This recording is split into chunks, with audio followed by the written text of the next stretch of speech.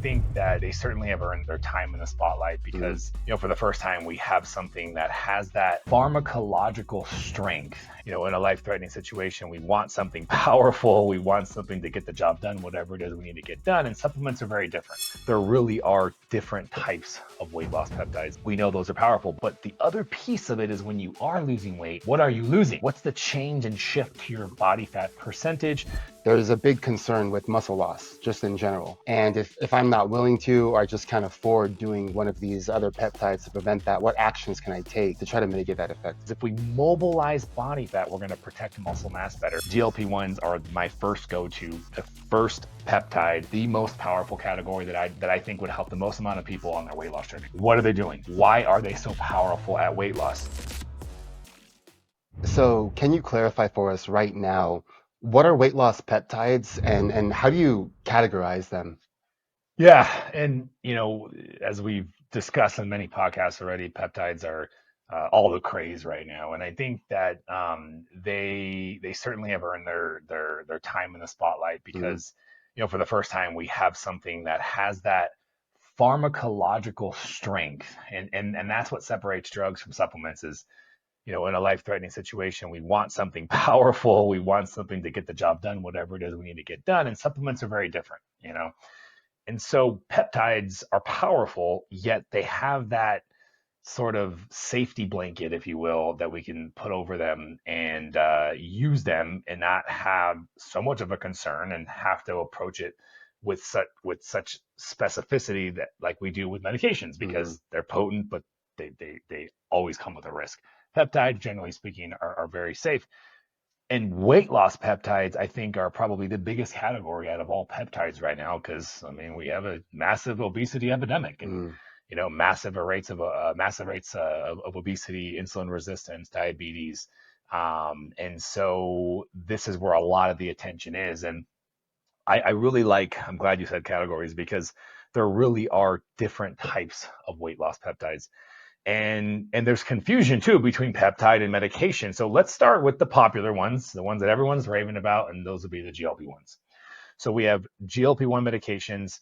The popular ones are semaglutide and tirzepatide. But it's actually important to understand that GLP-1 meds started well before semaglutide. There was actually about 2 or 3 different earlier iterations, and the original one for diabetes and the second one, Trulicity, was both for diabetes and obesity. But the results for diabetes were great, but the results for weight loss, they were so-so. So the big turning point was semaglutide, which was FDA approved for diabetes, and they called it Ozempic. Now that medication, this is where things changed, and the results were very, very powerful, and that's where the popularity raised. And I think it had a lot to do with social media influence and celebrity endorsement. But we have this category of appetite suppressants, and within that we have the GLP-1 category, semaglutide and tirzepatide. Now, I'm sure we'll get into the specifics more here in a little bit, but we have the GLP-1s with these types of appetite suppressants we know as GLP-1s. And then we have this other one that people are not talking about called tesofensine. And I don't poo-poo tesofensine is what I always tell people, because while I would choose semaglutide or tirzepatide over tesofensine, tesofensine is pretty powerful, and the literature shows some pretty dang good weight loss too as well. So this is our appetite suppressing category. Then we move on to a different category, which are what I like to call fat mobilizing, meaning they're not going to have a direct effect on a caloric deficit. And that's the caloric deficit is really what we need, really is the most important determining factor, if you will, of whether someone's going to lose weight or not. And you can get into a caloric deficit either by increasing the metabolic rate or decreasing hunger. And so we know those are powerful, but the other piece of it is when you are losing weight, what are you losing, right? What's the change and shift to your body fat percentage? How much muscle mass are we losing, or are we not? And so once you have a good caloric deficit in, whether it's from the medications, the appetite suppressants or not, the next category that I like to add is something to mobilize the body fat. Because if we mobilize body fat, we're going to protect muscle mass better. And we got a couple different. We have our growth hormone secretagogues, specifically popular ones like sermorelin, tesamorelin. one of my favorites that's now harder to get, CJC 1295, ipamorelin. These are going to increase growth hormone levels in the body. Mhm. But then we have the dark horse, AOD. Same thing. It's going to be harder and harder to find here. AOD 9604 is a fragment of the human growth hormone, specifically the fat loss portion. So different compounds, but we can categorize them as fat mobilizing agents. And those are powerful, but you have to be in the caloric deficit. So, in other words, if we really had to prioritize for most people, the appetite suppressant, the GLP-1 is going to be ideal, but then you can stack them and pair them with one of these guys. Okay, now let's say um, finances are an issue and somebody really wants to get into the GLP-1 game. I have heard time and time again that there's a big concern with muscle loss just in general. And if I'm not willing to, or I just can't afford doing one of these other peptides to prevent that, what actions can I take to try to mitigate that effect? Yeah, and we got to be clear, even if you are going to add one of these agents to Mhm. minimize muscle loss, you still cannot override these two things. And I cannot stress this enough. Solid resistance training, aka let's lift some heavy weight. Like we Mhm. have to have a solid muscle training program. And I more favor hypertrophy training. This is the type of training that you would do if you were literally trying to increase muscular size. You know, that 8 to 12 rep range, good form. It's not a calorie burning workout per Mhm. se. You don't see bodybuilders doing CrossFit and sweating and dripping, down the side of their clothes. That's not what they do Right. because they're trying to maximize muscular size. And I'm not saying that we're trying to maximize muscular size here, but we want a powerful stimulus to prevent muscle mass loss. Mhm. And secondarily, we have to give our muscles the nutrients that they need to actually have an effective response from the breakdown, right? So it would suck if you put your muscles through this breakdown and you didn't give it the necessary Mhm. protein. And so consuming adequate protein, right? And keeping things simple. I mean, even if you just said a gram of protein per pound of body weight, that's high, and that's probably more than most of us need. So a little bit better pill to swallow, if you will, would be your target weight in Okay. grams of protein. So you shoot somewhere between target weight, ideal weight. If you're at your ideal weight, then you're at a good body fat percentage, and that's how many grams of protein you should be striving for every single day. These are the two bases, and I have to be clear because there is a lot of people that talk about muscle mass loss with these medications, with GLP-1 specifically. Even, and I have so much respect for Peter Attia, Dr. Peter Attia, but even he talked about it. And I think when he said this is part of what led down to a lot of people. Oh, it melts muscle mass, Mhm. but it's so crazy because even Dr. Seeds, which to me, Dr. Seeds is the godfather of peptide therapy. He's right in alignment with the way I'm thinking too as well. When you look at the mechanisms of what these medications do, and you think about building muscle mass, Mhm. these medications, GLP-1s, actually put your body, a person's body, into an environment that's more favorable, hormonally speaking, to building muscle mass. Like it improves insulin resistance. It reduces insulin resistance. Right? That's Mhm. what improving insulin resistance means. So if you are more insulin sensitive, which is the same thing as being less insulin resistant, you will build muscle mass better. Now, that doesn't override the senior variable, which is you have to be in a caloric surplus Mhm. and you have to have adequate protein.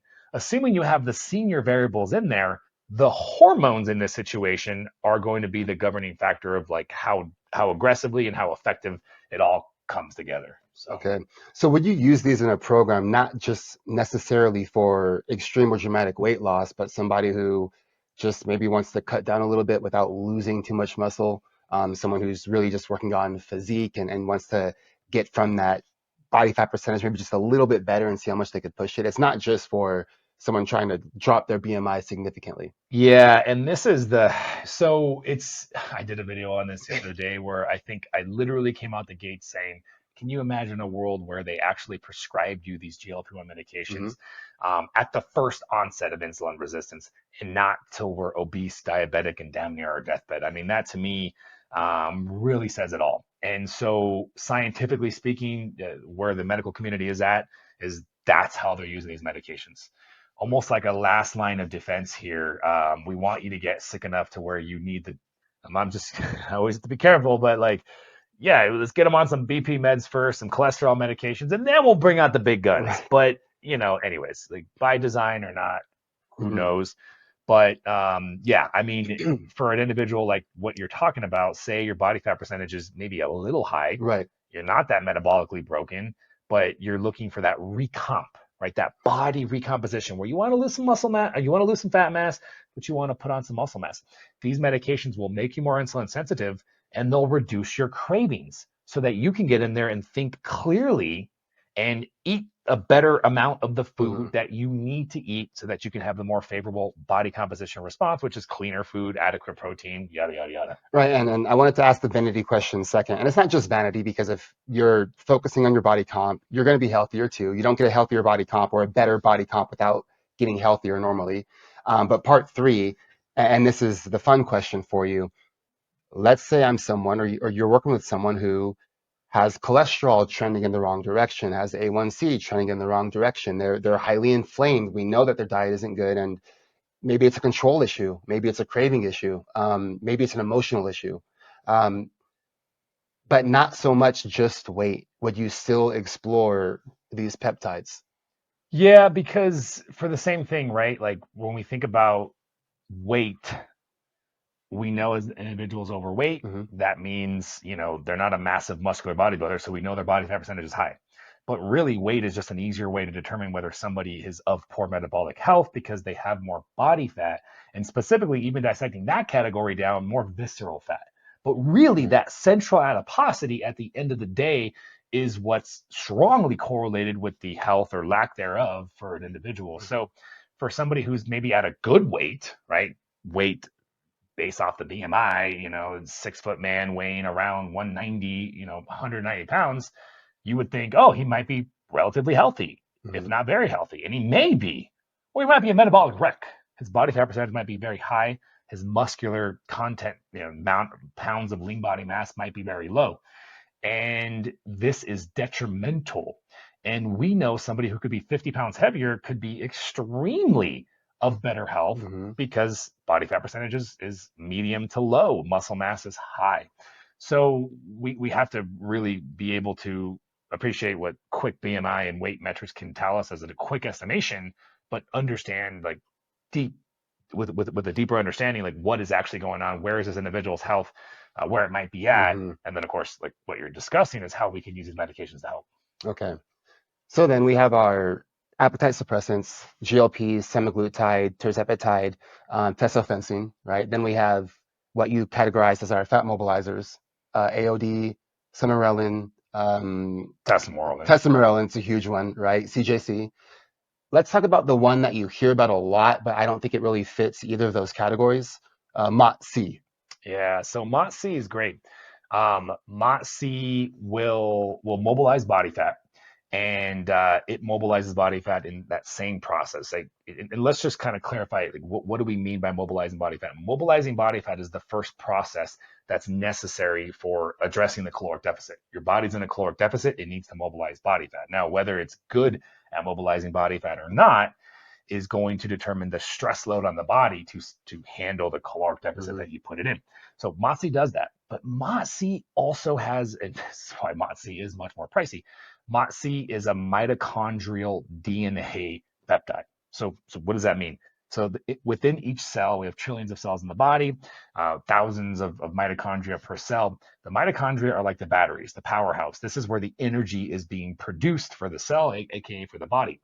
And so in reaction to stress, cellular metabolic stress, your body copes, right? We know this. So the human body is a coping mechanism. So in response to cellular metabolic stress, specifically the mitochondria releases these mitochondrial dependent peptides. It's a class of peptides, and MOTC is one of them.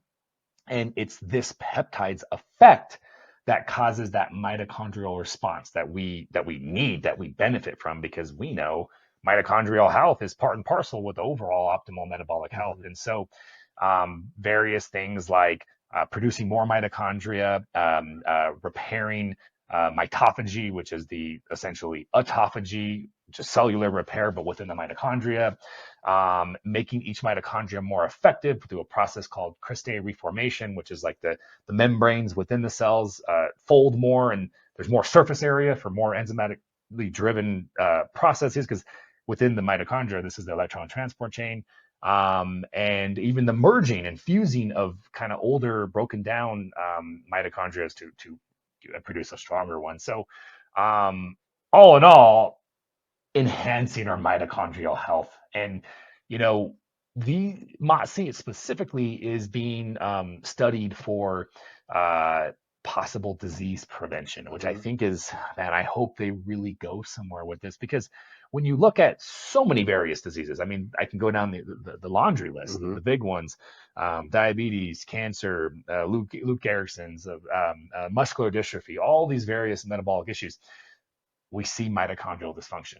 We also see high amounts of inflammation. We see insulin resistance. I think all three of these are, while they're different, they're strongly correlated. Hmm. And so something that can get in and repair and enhance the mitochondria, I think has some real promise and Hmm. utility.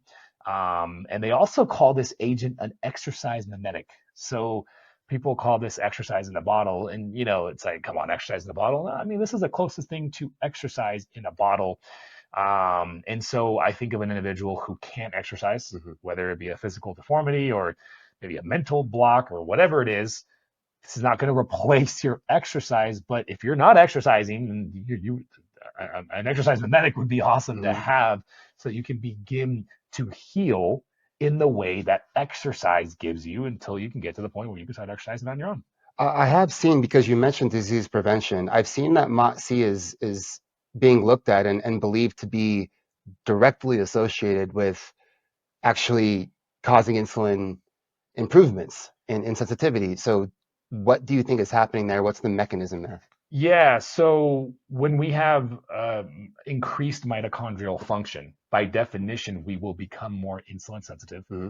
That in of itself reduces inflammation because within the what the mitochondria does, we have these free radicals, right? So this oxidative phosphorylation, which is one of the various processes that are happening when your body's processing the food that we consume. There's a certain amount of free radical production.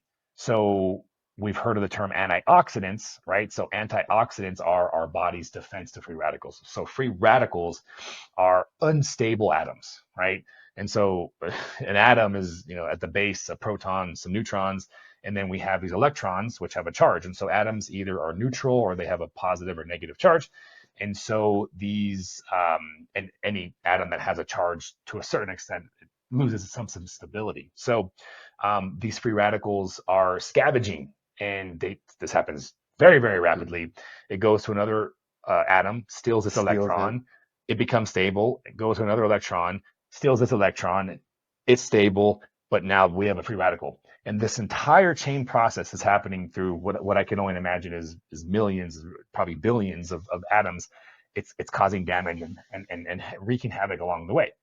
So an antioxidant, and this is why we've always heard eat so much fruits and vegetables and get nice, vibrant colored fruits and vegetables because they have a large amount of antioxidants. And antioxidants possess this ability to donate an electron to satisfy this scavenging free radical, yet itself maintains stability. And so now the process is over. So we need antioxidants. And so the mitochondria are responsible for upregulating some internal glutathione-driven Mm. antioxidant processes. So stronger mitochondria means more antioxidants internally, which is ultimately what we need to handle the free radicals. We're always producing free Right. radicals, right? And when you're in a disease state, you just have a higher amount of free radicals and a lower tolerance for them. So that of itself is going to reduce inflammation and both improve our insulin sensitivity. Okay. Hey guys, I wanted to interrupt for a quick minute. If you are looking for a free guide where I break down step by step how to implement prolonged and longer fasting successfully, I'll link to it in the show notes where you can get a free copy. Now, back to the show. Well, understanding these peptides then, and knowing that they're a baseline, coming full circle, we can't just take these peptides. You can just take the peptides, but understanding that for real achievement and results, we need to do something ourselves. If you had to whittle down your own personal actions, implementations, just the most beneficial, highest ROI activities that you can partake in while doing these peptides, where are they? Yeah, and I want to get into that. I want to give just because we went through the categories kind of briefly, Hmm. and so I want to just do a little bit more of a deeper dive, if you're okay with that, with the other peptides, because then it'll make more sense when I talk about Okay. lifestyle. So You mean like stacking, well, not even stacking or that we yet. haven't even addressed yet? We Okay. haven't even got there. I want to just make sure our listeners have a better understanding of just what these categories are actually doing, um, because then I can relate what I think the best Okay. lifestyle is. So getting back to the GLPs, right? We mentioned that they suppress appetite, right? Um, so they do two main things. GLP-1 medications do, and just to be clear, GLP-1s are my first go-to, the first peptide, the most powerful category that I think would help the most amount of people on their weight loss journey. So Hmm. that's why I want to put emphasis on this. What are they doing? Why are they so powerful at weight loss? Yes, one huge piece of it is by decreasing hunger, decreasing food chatter, all of that, all right, decreasing that addiction, that need. And but the other thing they do, like right off the gates, is they decrease insulin resistance. So we've never had a drug that does both, right? Hmm. We've never had a medication that does both. So the combination of both are what allows for that, like that perfect storm, if you will, and why we get such massive weight loss right out the gate once we find that optimal dose. Hmm. So that's the GLP-1s. It's not mobilizing body fat. That's why we have the fat mobilizers. But my gosh, this is the base. If you couldn't afford fat mobilizers and this is all you can afford, you should start here for most people. It's very rare that we recommend this, these fat mobilizers first because most people are metabolically broken and they're overeating. Hmm. Okay, we get that into play. Then we can understand and appreciate the fat mobilizers, and we talked about that briefly. They're mobilizing body fat. Well, when you start these medications over here, you're eating less. You're probably starting an exercise program. You are going to lose weight because you're in a caloric deficit. But as you're in a caloric deficit, your body has to make choices of where it's grabbing that energy from, right? We want it to mobilize body fat, but and then if it does start mobilizing body fat, how long will it continue to mobilize body fat? And so there are actions from other hormones, specifically insulin, and why we've heard so much about chronically elevated insulin levels being such a culprit. And in my opinion, the primary driver behind obesity and metabolic health issues is because when you have chronically elevated insulin levels, you can still be in a caloric deficit and you can still start that initial weight loss response. But I say this over and over and over, the combination of a caloric deficit and chronically elevated insulin levels is significantly different than a caloric deficit and chronically low levels of insulin. That to me is the holy grail for continual smooth fat burning. Low insulin levels, calorie deficit. But if you're in a calorie deficit with high insulin levels, it's almost like you have opposing signals, right? Hmm. Because you have the caloric deficit that has to be satisfied. So your body is going to start losing weight. But then you have this hormone signal that's saying store the nutrients, which is the opposite of mobilization. So now we can appreciate fat mobilizers, Right. right? Because fat mobilizers on their own right are going to get in there despite what insulin's doing, which is essentially the opposite of mobilization. And now we have some mobilization signal.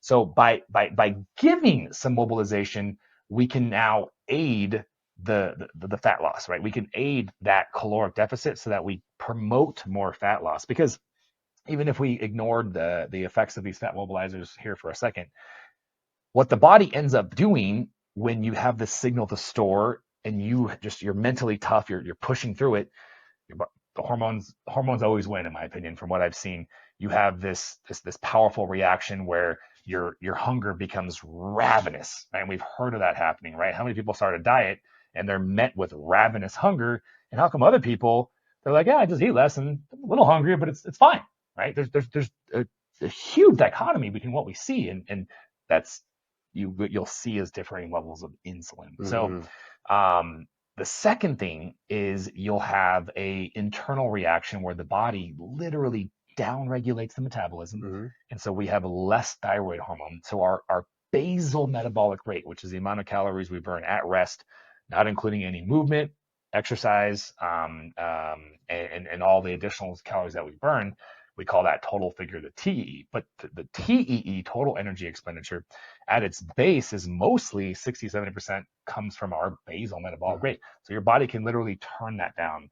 And it does with chronically elevated insulin levels. So again, in summary, the AOD is going to minimize that stress, allow an individual who may or may not be chronically insulin resistant to get in there and get better results. So we got the base and we got fat mobilizers. Okay. And then we talked about MOTC being similar to fat mobilizers with some additional benefit, mitochondrial enhancement. And then we did talk about tesofensine, just kind of going through that one. Tesofensine is in that original category, but it completely different drug. Mhm. Tesofensine is what we call a triple monoamine reuptake inhibitor, meaning the net effect is increased levels of dopamine, serotonin, and norepinephrine. So it is really a mental appetite suppressant. So, and it also has a unique feature of increasing your metabolic rate, which GLP-1s don't even Mhm. do that. But GLP-1s are going to decrease your hunger both mentally and physically. Tesofensine is more mental, and it's a big cognitive boosting peptide too as Mhm. well, which is nice. Okay, so now to address your question, like what is hands down the most effective lifestyle strategy to implement and really take advantage of these peptides? I get, I'm torn because I want to say fasting right off the gate, but I have to say there, for the most amount of people, it's tied. So I'm gonna talk about these two Yeah, things. explain that to me because as much as I just heard you talk about fasting, I thought that out the gate, the first thing, I'm sorry, as much as I heard you talk about insulin being low chronically, I automatically assumed you're going to say fasting out the gate. I'm a little Yeah, surprised. it's tied. It's tied. So obviously, for each individual, there could be a different choice. But we're Uh, talking about what's the most effective for the most amount of people, and I think it's too difficult to put one above the other. So mhm. so we'll get to fasting, but eating. So your diet, your nutritional approaches, and this in of itself can get so long-winded, but we can keep it so simple. Eat less processed foods. Mhm. That's it. To the degree in which you decrease your consumption of processed foods and replace with whole unprocessed foods, think fruits, vegetables, meats, legumes, maybe less legumes if you're first starting Mhm. your weight loss journey, nuts. That's it. If you can get to the degree of which you can increase that and decrease processed foods, is to the degree your body can reduce inflammation levels, it can reduce toxic exposure, and it can begin to heal. And healing alongside your weight loss journey is part and parcel because we have to put them together for lasting weight loss. Mhm. And people don't think about this, but and this isn't just the food industry and big snack companies, but even restaurants, right? Like what do they both have in common? They want business. And how do they both gain business? By making the food taste better and making it cost less. Right. And unfortunately, to make foods taste better and cost less comes at the expense of some of us, of consumers eating that food, because you have scientists figuring out and utilizing chemicals and not considering, well, what's the potential health detriment of what we're doing. Yes, they have to adhere, to FDA guidelines. And so, yes, we do have some regulation, but you're crazy if you think that that regulation is so perfect that we're not still somehow being exposed to toxic crap. Not to mention, if you heard what big sugar companies did back in the 70s, where they flat out were caught guilty for bribing people to get their research passed. And so a lot of that kind of stuff happens, and it's Mhm. unfortunate. And so we just keep it simple, right? We eat less processed foods and eat as much whole unprocessed as we possibly can. I don't think this is something that we have to go hardcore to the point where it's 100%. You're never going to open a bag of chips again. You're never going to unwrap something. No, just make it a target for say 90% during your journey. And then when you get to your weight loss goal, 80-20, 75-25, find a balance, because to me that's sustainable.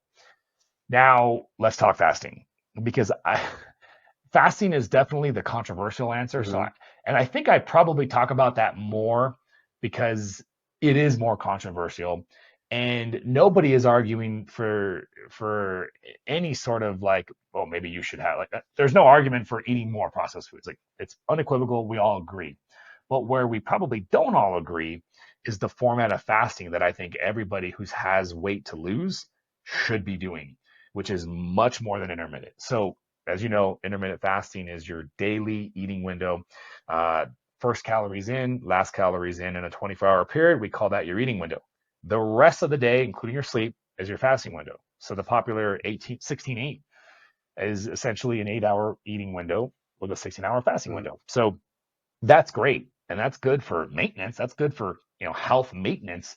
That is not going to move the needle for a metabolically broken, obese, insulin resistance, or PCOS, menopausal, autoimmune patient. I'm sorry, it's not going to. We need to get more aggressive. And so what we do is we take the daily, the pattern of intermittent, and we say, okay, let's go for a 20, a 22, a 24, a full day fast, dinner to dinner. Great. Oh, wasn't that bad? Okay, I can do this. All right. So let's do it for once a week for a couple of weeks. Great. No problem. Let's bump it to twice a week for a couple more weeks. All right. Like I didn't think I could do that, but here I am. I'm doing it now Mm-hmm. because the more and more you do it, the more and more your body adapts. And then we say, okay, here's the big kicker. You're fasting for two 24-hour periods. Let's take that and combine it into one singular fast. So let's say you finish your meal Tuesday night, you go to bed Wednesday night, you wake up Thursday morning. Now you're already into that 34-hour range.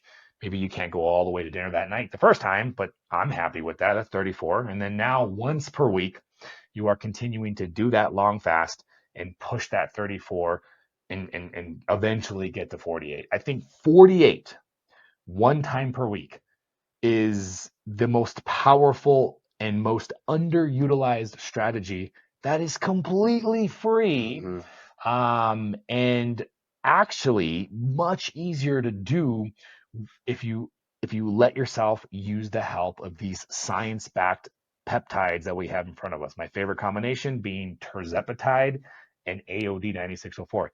That makes it significantly easier for anybody to dive into that long fast. Then the rest of the week, your instructions are to eat a high amount of food, really, really get big nutritious meals, 3 meals within an 8-hour window, Mm-hmm. high protein, and dare I say high calories, because look, you just fasted for 48 hours. So you're not going to overeat enough to undo 2 days of fasting. So go for it. And in fact, that's what we instruct our patients, is because we don't want them to undereat after fasting for 2 days. So I think unequivocally, those two categories are going to be the most bang for the buck. That's Mm-hmm. going to, if we grab a surveyed 1,000 people, out of all the potential things that some of those people might need, like cortisol, inflammation issues, optimizing their sleep, addressing maybe some micronutrient deficiencies, all of those are important.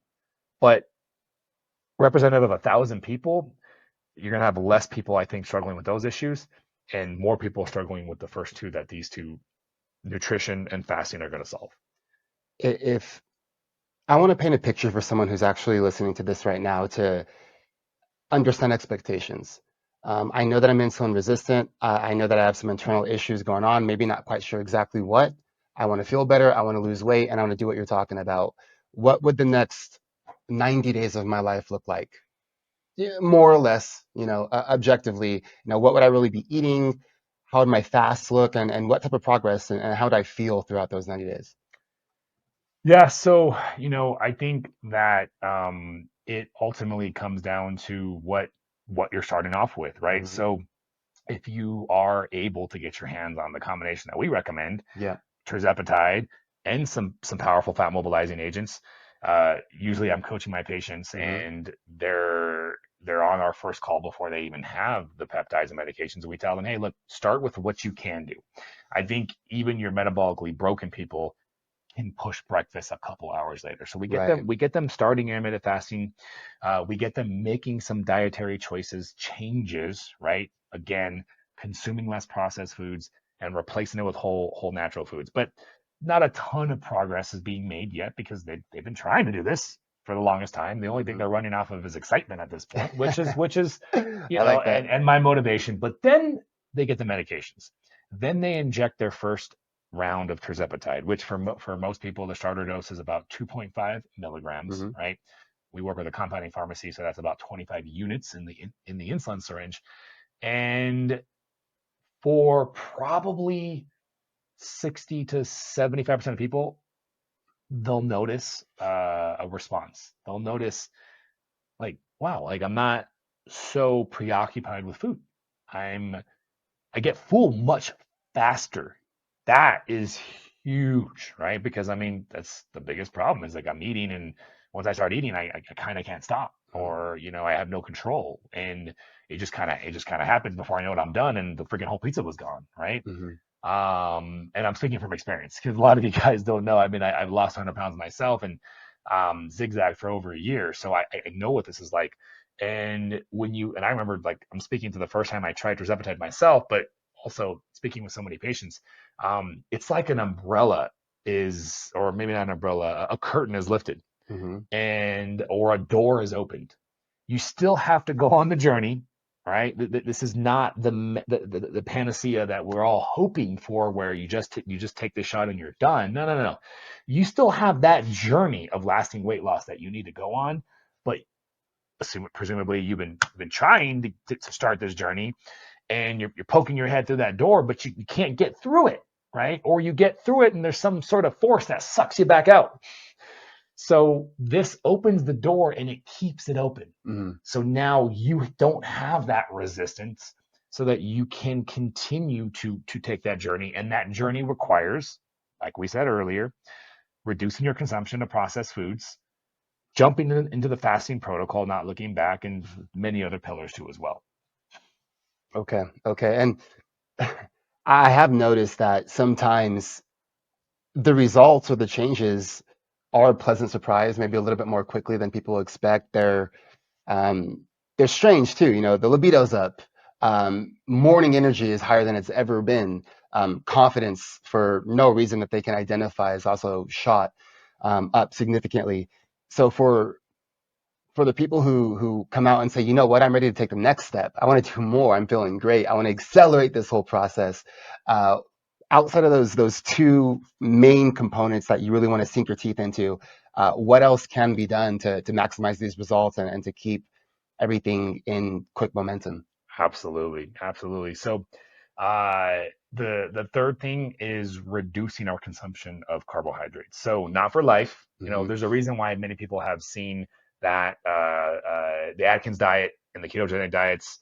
We loved them initially, and then we hated them long term, because it's like we got great weight loss, but then the very thing, which was lack of carbohydrate consumptions, when we gave in, we felt this like uncontrollable urge to just consume almost all the carbs that we possibly miss out on. I mean, obviously that's not possible, but you feel that way for a while, and then the weight starts coming back really fast, and you lose control and you crumble. And this has happened to too many people. Hmm. And so it really has led many to kind of look at the ketogenic diet as not effective.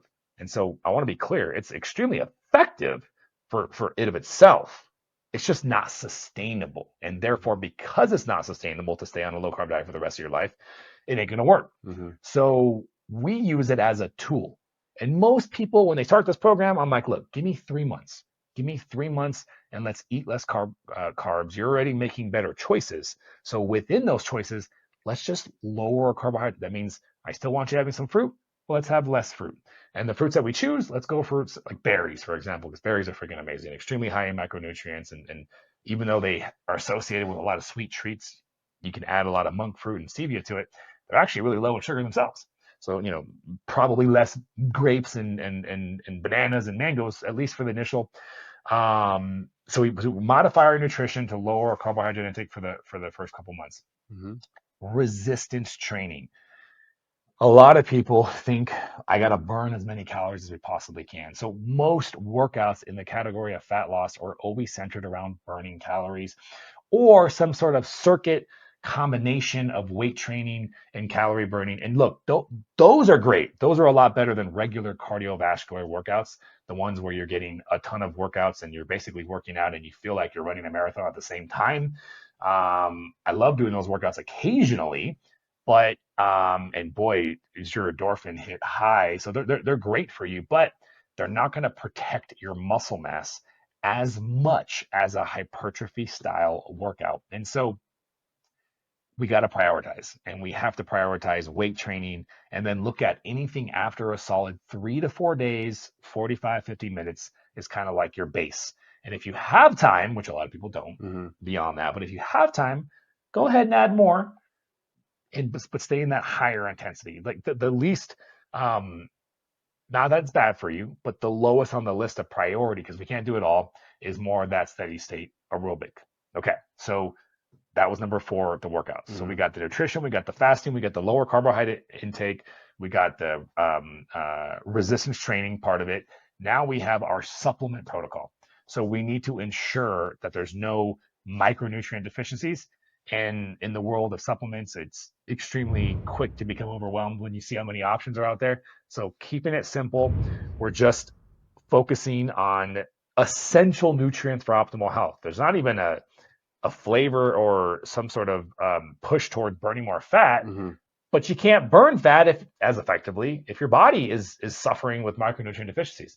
So big ones: magnesium, vitamin D, essential fatty acids, EPA, DHA. Those probably right there are the 3 most important. They are all essential for life, meaning after a long enough time of not getting any one of those 3 things, a human would die. And then we can add a good broad spectrum multi, maybe B vitamin complex or a really good greens product. Hmm. If you are suffering with some sort of inflammatory autoimmune disease, some powerful anti-inflammatory supplements like curcumin and resveratrol. Now I've recently added creatine to the essentials just because it's so cheap, promotes the more strength in the gym and might even help cognitive functioning too as well. Creatine's amazing. And then a good broad spectrum fiber product. Even if you have a greens product, a broad spectrum fiber product is a little bit different, because you want fiber. We need fiber because that's what feeds the gut microbiome. But what we understand probably more than anything else at this point now is diversity is king. Diversity within your gut microbiome provides more resilience, to the gut, and ultimately your overall health. Hmm. So this is why they say eat 20 to 30 different types of fruits and vegetables every single week. That's challenging. Hmm. I would have to have a professional chef to figure out how to have. So, and it's all time. It's time allotment, right? So if you're not, and I'm not able to do that, that's why I supplement with a good broad spectrum fiber product. Everything after this, electrolytes, if you're doing a lot of fasting, of course. There's a lot of other supplements we can add, but I think we want to not overwhelm, and we want to just kind of cover our basis and then look at the rest of them as more situation. Hmm. So supplements, and then finally, and certainly not least, stress management and sleep optimization, because both of these, if in whack, if you're not sleeping enough or if you're stressed, are going to cause increases in cortisol. If you're not getting enough sleep, it derails your hunger cues are all screwed up. You're hungrier and craving. Your metabolism can slow down. It really screws you Hmm. up. So um, we got to get those into play by implementing some stress management techniques and implementing some strategies to optimize your quality of sleep. And just learning to respect and appreciate your sleep is part of it too, as well, because it's really easy to take for granted. Hmm. The expression "burn the midnight oil" is something that I'm not saying we should forget, because I think if you're burning the midnight oil for something that's important, okay, fine. But a lot of us are burning the midnight oil for, social and Right. maybe not so necessary. And so we got to bring it back to a set of priorities here and figure out kind of what's most important to you. But these are the things that I really call like the pillars of lasting weight loss and the pillars of optimal health. Good. I have to ask this at this point in the conversation. I feel as if I'm almost forced to. What about the light at the end of the tunnel? What does the maintenance phase look like? Your life right now, more or less, still enjoying yourself, still having time to do what you want to do, and still not feeling like you're on this extreme regimented routine. Because I know you're not 24/7, but still able to maintain the physique, maintain the internal health, maintain the energy. Give us that depiction. Yeah, and you know, it's interesting because the first thought I had as you were asking that question was thinking about what it used to be like for me, Right. right? Because I've shared that I lost 100 pounds, and Hmm. the way that I lost that weight in the past was the old school method, which took a tremendous amount of effort, counting calories, counting macros, 5 to 6 meals a day, cardio in the morning, weight training in the afternoon. Mm-hmm. I mean, the amount of effort that that took to do, I did it because I prioritized it. We can all do, look, within reason, you can do whatever you want if you prioritize it enough. If you can prioritize it, if you can and if you desire, right? So, to me, it was always important enough. Come January, I was very young and felt insecure about how I looked with my shirt off, and so I'd get real serious. I'd lose weight for summertime, and by the time fall would start getting lazy again. Lazy is me being harsh on myself. I would start shifting my responsibilities to other things. I was in school, I worked, didn't Mm-hmm. care as much as because that took so much of my mental resources and time, and started prioritizing other areas. And then every January it was like this vicious cycle. So, like, what I was visualizing when you asked that question was, gosh, what's different now is I don't there isn't this like, oh man, I got to do a bunch of things. Mm-hmm. I do the things already. It's normal now. It's stable. And so how can that be, right? Because you got to do all these things to be in shape, to be healthy. So there's two prongs, there's two entry points to why it's so different then, and why I had to start so many things versus, yeah, when I want to lean in for summer now, I definitely still start some stuff, but it's so much different now because I maintain a leaner physique all year around.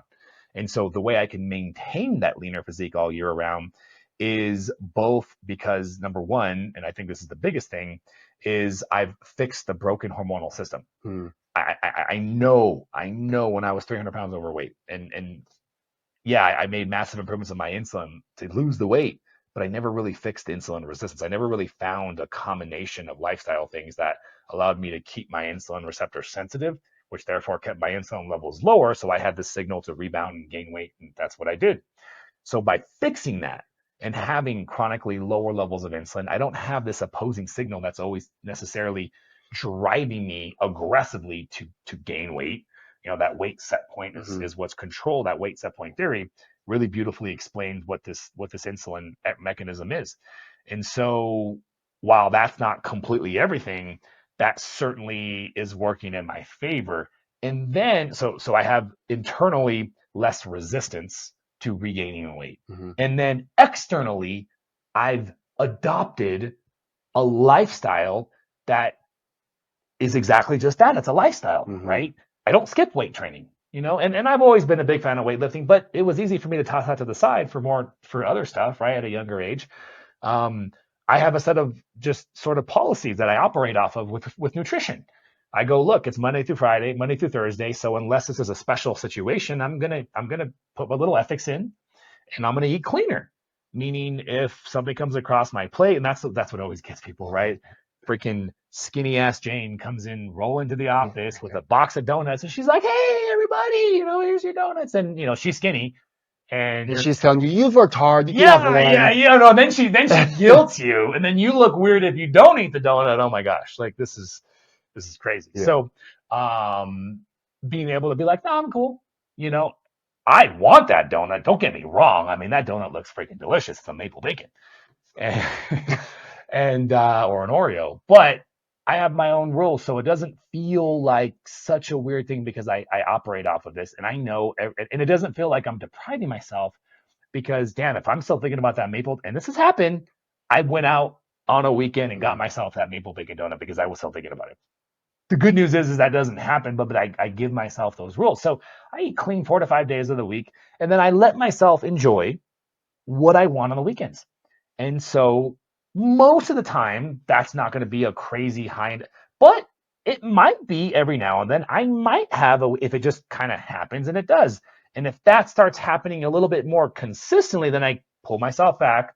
I go, okay, let's clean things up here. Like, I'm kind of getting a little comfortable on the weekends, and I might impose a little bit more of self restraint on Mm-hmm. myself.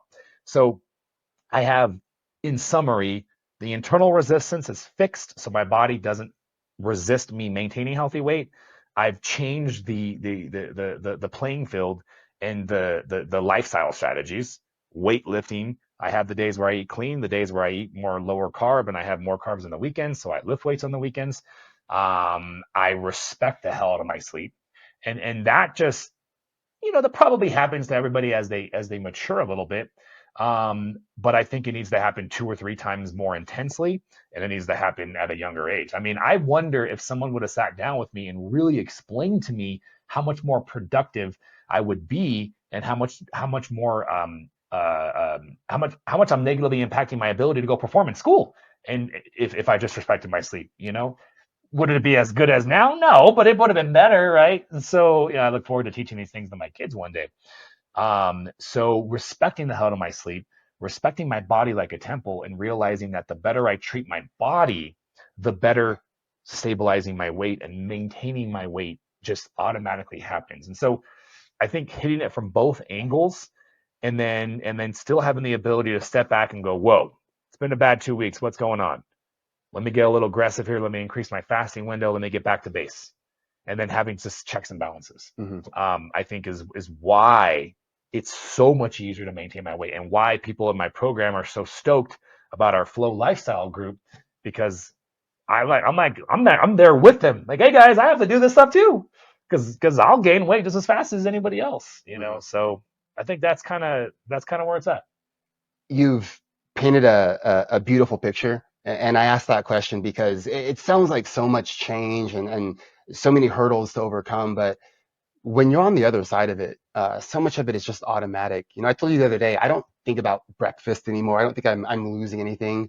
Most people out there don't understand how much better they're going to feel in general, just in life. It's not just about the weight. And it those negative decisions once in a while, they're not nearly as catastrophic as they were before once you have everything lined up. So thank you for that, one. And two, if you had to just really identify one of in your life, the best change that you've noticed occur from this new fasting lifestyle that you've adopted, what would that be? I know it's a hard question, so All I'm asking right. it. Yeah, the ability to fast for 48 hours, the ability to undo a lot of extra overeating. Yeah. Um, Before that, like, just think about it. And for a lot of you out there that just can't fast for 48 hours because you don't think it's possible, or Hmm. or you think it's not a good idea. If you happen to have a bad trip, bad 7 days, and you overeat a day or 2 days, or God forbid 3 days worth of food, your solution is a lot of exercise and starving yourself every day. And you might be thinking, well, isn't fasting starving yourself? Actually, no, it's not. It is more difficult to eat half as much food for 7 days in a row than it is to just go on a hardcore fast for 2 days and then eat whatever the hell you want for 5 more days. And Mm. that'll make more sense once you get into it, because this thing called fasting becomes easier over time. Yeah. And it's controlled starvation, not just starvation. And a lot of hormonal changes, and we have other videos that we've talked about that. But I think the ability to burn that many calories without it causing the stress and burden that doing it the other way would, the old school way, that, and fixing my hormones, Hmm. fixing insulin resistant. I know I'm expanding a lot, but allowing me to stay insulin sensitive, meaning, guess what? Now I get to eat carbs. I still choose to have less carbs on the weekdays and more on the weekends, but I get to eat carbs, and I don't trend back towards insulin resistance. And I felt like back in the day, before I adopted Hmm. the lifestyle, I felt like the weight would just come on so fast. It doesn't happen like that. There's more resistance to me gaining weight now, because we've decreased that resistance. So the opposing resistance. So anyways, I think all in all, that's why the flow protocol to me is the magic bullet, you know. Yeah, man, that was some damn good information. And I know that there are going to be people out there that take advantage of what you talked about today specifically. So uh, we're going to cut right there. Thanks, man. Awesome. We'll see you guys later. If you guys found this informative, then you're going to want to click this video right there. It's a continued explanation of what you learned today, guys. Knowledge is power, so let's keep this going. We'll see you later.